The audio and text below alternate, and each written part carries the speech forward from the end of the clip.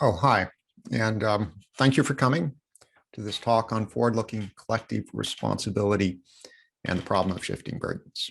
I want to begin by defining the problem field that I'll be concerned with. I'm thinking about unorganized collectives which have a moral responsibility to do something to prevent harm. I'm going to make two initial assumptions as part of the stage setting. The first is that an unorganized collection of agents has a forward-looking moral responsibility to organize for action if, in doing so, they can prevent a significant harm not outweighed by the costs of their action. The second assumption involves how to translate from this attribution of collective moral responsibility to individual responsibilities in the case in which each member's contribution to preventing the harm is necessary and they are jointly sufficient. So in this case, I want to say that each individual has an individual responsibility to do her part. But I want to focus on cases in which there's the contributions from some M less than N would suffice to prevent the harm and raise the question, what are the individual obligations of the members of the collective in this case? So I think we can divide the field into three different types of case. There is what I will call the cases of an overabundance of helpers. These are cases in which no more than M, less than N, could make effective contributions. The second case I'm going to call pure overdetermination. These are cases in which more people can contribute than are needed, but additional contributions beyond the minimum required make no difference to the outcome.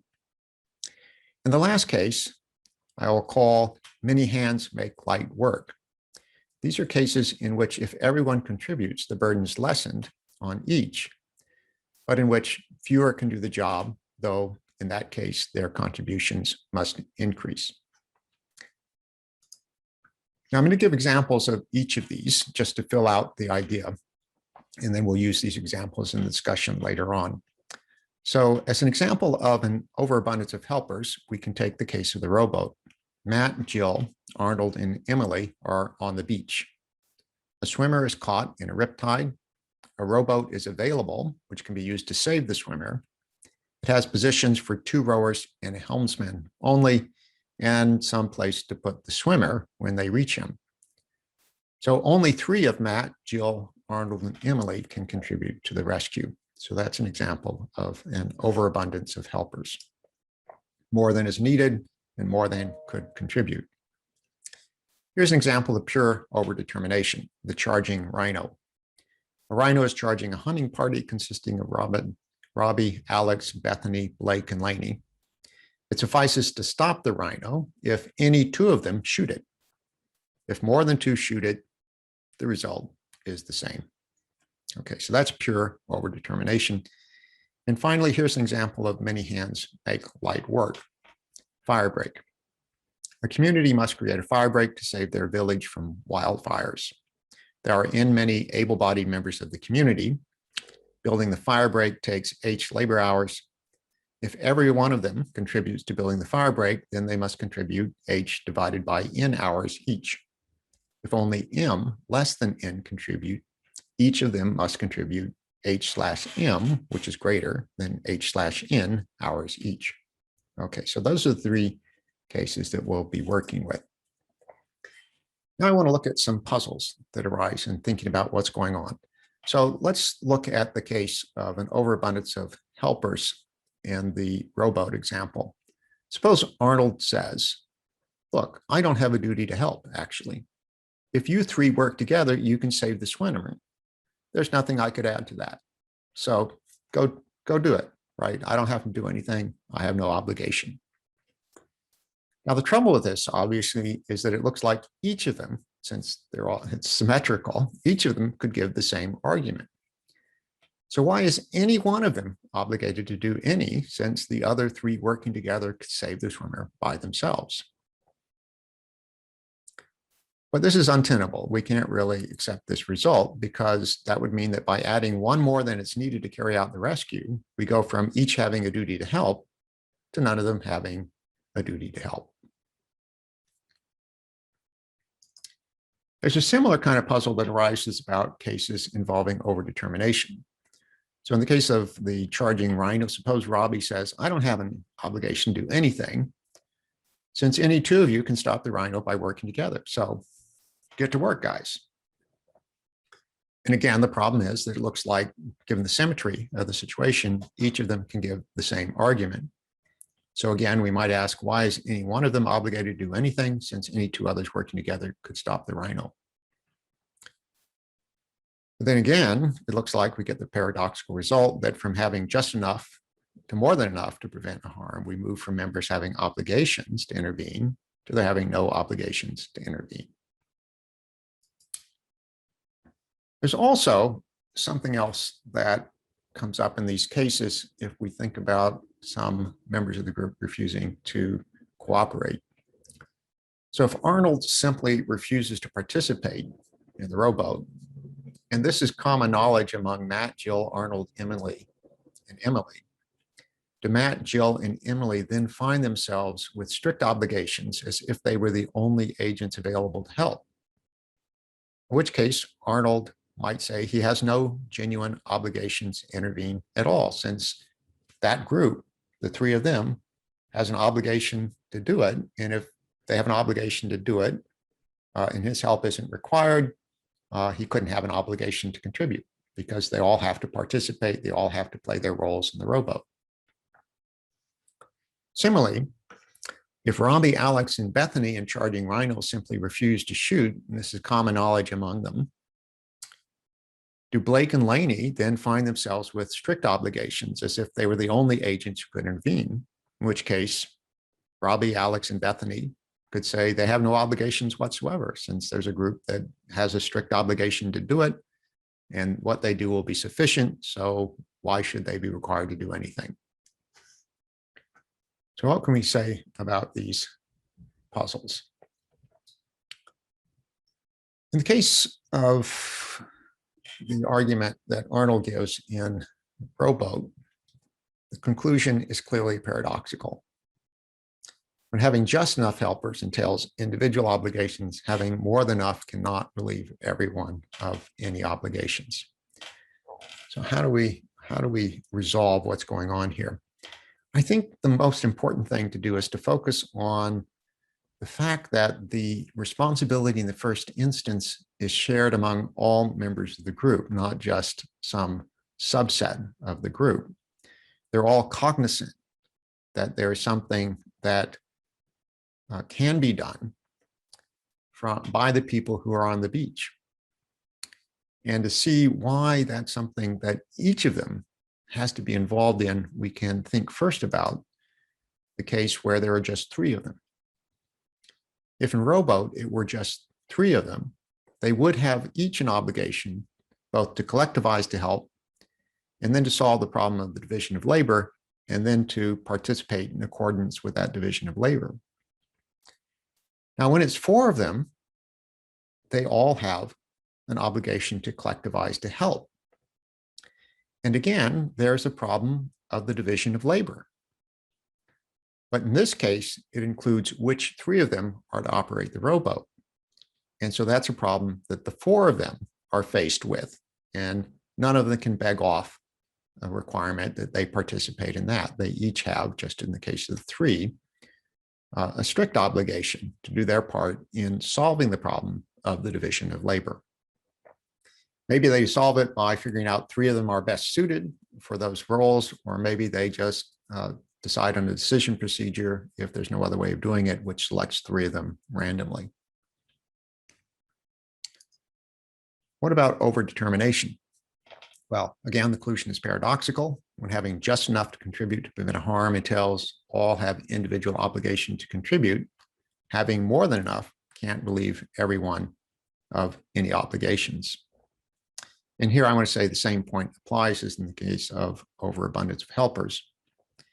If there is a group of people available to help who are all cognizant of that, then they share jointly the responsibility to help. While in many cases, it might be that extra hands reduce the risk of failure. Maybe more people shooting the rhino actually does reduce the risk of failure. In that case, it seems to me all of them have a strict obligation to contribute. But even if we waive this, even if there's no reduction in the risk of failure if more people contribute, when there are 5 and only 2 are needed, minimally the group must organize itself into a division of labor so that at least 2 shoot the charging rhino. And they all have strict obligations to do that. So you can't get off of that at all. What about the idea that they might be able to, simply by refusing, shift the burden of obligations altogether? Well, the first observation is that not carrying out a responsibility doesn't relieve you of it. So you can't shed a responsibility simply by refusing to do it. The second observation about this, about why it is problematic for someone to beg off participating in the initial step of the division of labor, is that what it does is increase the likelihood that the others will need to contribute. Since it increases the likelihood of needing to contribute, it treats the others unfairly in preventing a distribution of that likelihood in participating evenly. So there's something unfair about simply opting out altogether in thinking about how the group as a whole should distribute the labor of responding to some harm, potential harm that they can prevent if enough of them participate. There are, though, some residual puzzles which come out in the cases involving many hands making light work. So for this purpose, I want to consider the case of slacker firebreak. So again, a community must create a firebreak to save their village from wildfires. There are many able-bodied members of the community. Building the firebreak takes H labor hours. If every one of them contributes to building the firebreak, they must contribute H/N hours each. If some M less than N, many of them contribute, then each must contribute H/M, greater than H/N hours each. Suppose there are S many slackers among the able-bodied members of the community, moral free riders, as it were, who refuse to help, and this is common knowledge. Okay. Now, it seems to me that the obligations of those who remain, even if their burdens must increase if they contribute, are not erased. It seems clear that if there's shared responsibility to create a firebreak, then the fact they're slackers doesn't relieve those who remain of their obligation to do the work. In this case, the burden that falls on each increases. And that is going to generate a question. When does the increasing per person burden entail that the willing members are no longer individually morally responsible for collectivizing to prevent the harm? Now, one line you could take on this, and this does seem to be a reasonable line to draw, is that when the total harm that results to the members in contributing exceeds the harm they would prevent, then they're no longer morally obligated to participate. But while this draws a fairly sharp line, I don't think it relieves us of the error of paradox that can arise in trying to think through what happens as more and more people bail on the responsibility that falls on a group collectively. So let's look at a real world case to illustrate this. Over 800 million people face chronic food deprivation every year. Estimates of the cost of ending world hunger range from $7 billion to $265 billion a year, US dollars here. Now, there are about 5.5 billion people in the world who are over 18. And if we just divide the estimated cost by the number of people, the per person contributions to meet the need on a yearly basis, excluding the 800 million who face chronic food deprivation, ranges from $1.49 at the low end to $56.83 at the high end. So this is not an enormous burden. So this is not an enormous yearly burden at all. Now, you might think, of course, it falls unfairly on different people because some people have less means than others. So an alternative might be just to take the total world income, about $70 trillion, and then think about what percentage of that would meet the need and then tax everybody by that percentage. And that would come to about 0.4% of their yearly income. That would meet the need as well. And I did the calculation for myself, and that come to around $970 a year or something like that. So I wouldn't even miss that money. I wouldn't even notice it. So if everybody cooperates, world hunger is definitely a problem that can be easily solved, very easily solved. But the trouble is that not everybody contributes. So here I've illustrated what happens as you reduce the number of contributors and look at what the per person amount required for the remaining people to make would be to meet the need. And you can see that, actually it's even if half the people in the world, who could contribute did, the burden would still be pretty mild. But if you reduce the numbers enough, somewhere between 25 million, let's say, and 1 million, for most people, the burden starts to become pretty significant. And the question arises, where do you draw the line? Should the line be drawn at the point at which you're contributing as much as you can so that your suffering is barely above that of those you're trying to help? Is that where you draw the line? So to put it graphically, if we think about here on the y-axis, the per person burden, and on the x-axis, increase in contributors, it's inversely proportional. The burden per person is inversely proportional to the number of contributors. We can think about pushing a line toward the y-axis and asking the question, at what point do we stop? At what point does the burden per person reach the point where we want to say they're no longer morally obligated to contribute? Now, there's an individual parallel, but also, I think, an important difference. You can raise the question whether, what is the sacrifice required of an individual in order to prevent various kinds of harms? To make it dramatic, suppose that by sacrificing yourself to Apollo, you could prevent a flood that would kill thousands. Are you morally required to do it? Maybe you are.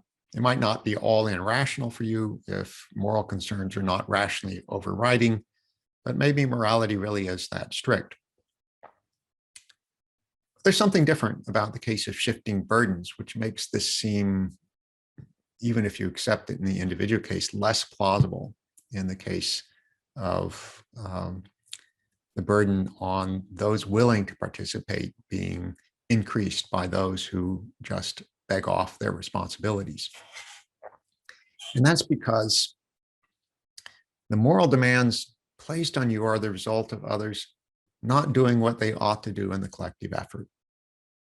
So one wants to say something like the following: if I contribute what is needed, if everyone does their part, then I have fulfilled my moral duty, and the blame for failure lies with those who have not done what they should. Okay. That would actually move the line all the way back in the other direction, so that all you're required to do is the minimum, the amount that you would contribute if everybody were doing their part. But that doesn't seem plausible either. We do have a genuine duty to prevent harm.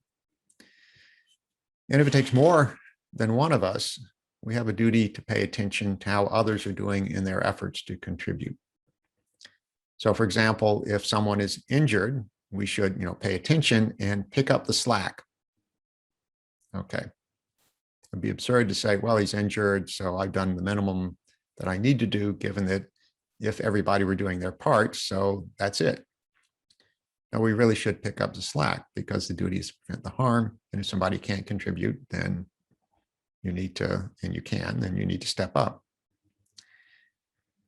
But if someone fails to contribute through not being motivated by duty, well, surely we should pay attention and also pick up the slack in that case. So our own responsibilities, I think, can't be limited by what would be required if everyone did their duty.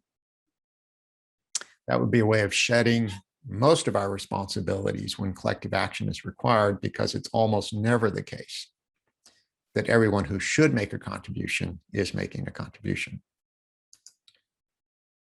So this brings me to the point where I'm going to stop with a couple of puzzles. Surely it cannot be right that others not doing their moral duty can place moral demands on us that significantly affect our life prospects. If this is right, then we've got the following two puzzles. First, the first puzzle is to determine where the threshold is beyond which we are not morally required to make contributions in order to fulfill our collective moral responsibilities when moral freeriders place extra burdens on us. The second puzzle is to explain the moral ground for drawing the line where we do. And I'm stopping here because I do not have a solution to these two puzzles. And I hope in discussion of this paper, if you will join me, we can try to collectively figure out what might be said about it, if anything. Thank you, and I hope to see you in the discussion period for this talk. Bye for now.